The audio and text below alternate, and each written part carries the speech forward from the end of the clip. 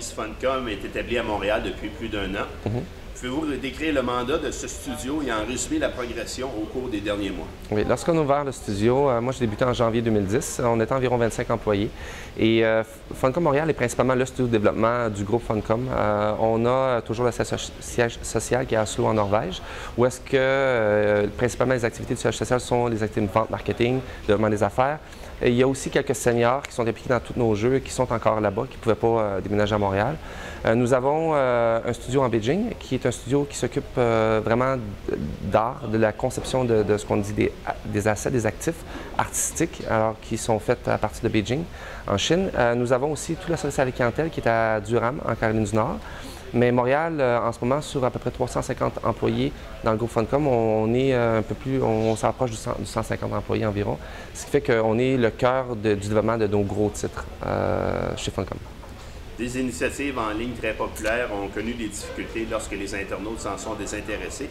Comment maintient-on l'intérêt des consommateurs envers un jeu massivement multijoueur? Ouais. Ça, c'est la différence entre un jeu console ou un jeu qui se joue une seule fois et un MMO, c'est que si on manque notre shot, d'un peu, pas de beaucoup, on peut corriger le tir, ce qui n'est pas le cas pour d'autres jeux.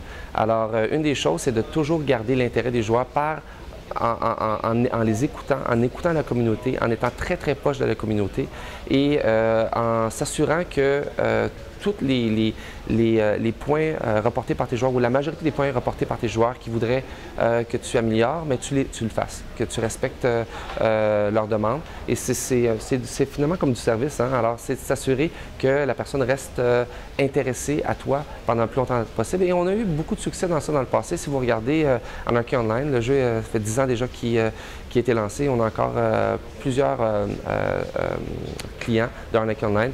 Même chose Age of Conan qu'on a lancé en 2008. Ça reste encore le générateur de revenus principaux de Funcom, c'est Age of Conan.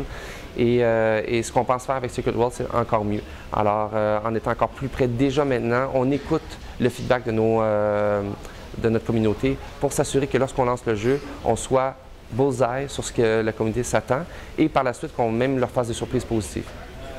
Funcom a conclu un accord de coédition avec Electronic Arts à propos du jeu de Secret World qui est en cours de développement. Quels sont les atouts d'Electronic Arts dont Funcom bénéficiera? Ouais. En partant, EA est une des plus grosses compagnies de jeux vidéo, toutes catégories dans le monde. Alors, c'est une compagnie qui est de très, très grande envergure. Une compagnie qui est reconnue pour son intelligence commerciale. Alors, c'est une compagnie qui est très, très bonne à commercialiser les jeux. Funcom, on est très, très bon à faire les jeux, on est très bon au niveau de la qualité de nos jeux. On est reconnu, comme je l'ai dit, Age of Conan, c'est un jeu qui a gagné plusieurs prix. Même chose pour tous les jeux que Funcom a lancés. On n'a aucun jeu qu'on a lancé qui, au niveau des métacritiques, a eu en bas de 8 ou en bas de 80 au niveau des métacritiques. Alors, EA va être vraiment un partenaire essentiel pour s'assurer de distribuer Secret World dans la plus grande part de marché possible et de s'assurer aussi que commercialement, on a la bonne approche, le bon modèle d'affaires et qu'on touche le plus de clients possible. Merci beaucoup. Ça fait plaisir.